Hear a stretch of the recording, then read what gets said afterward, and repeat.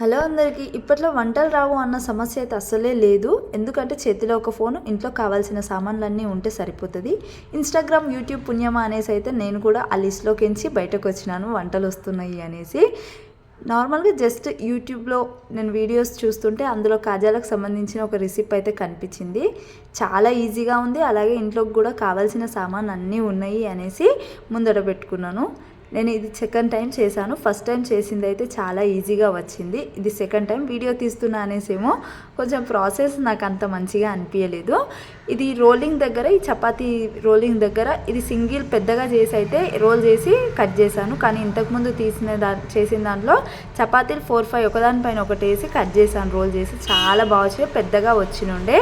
ఇంకా తర్వాత చక్కెర పానకంలో వేసి తీస్తే సరిపోతుంది. చాలా టేస్టీగా ఉంటుంది. పిల్లలు కూడా పెద్దలు కూడా చాలా ఇష్టంగా తింటారు. వీడియో నచ్చితే లైక్ చేయండి, ఛానల్ సబ్స్క్రైబ్ చేసుకోండి ప్లీజ్.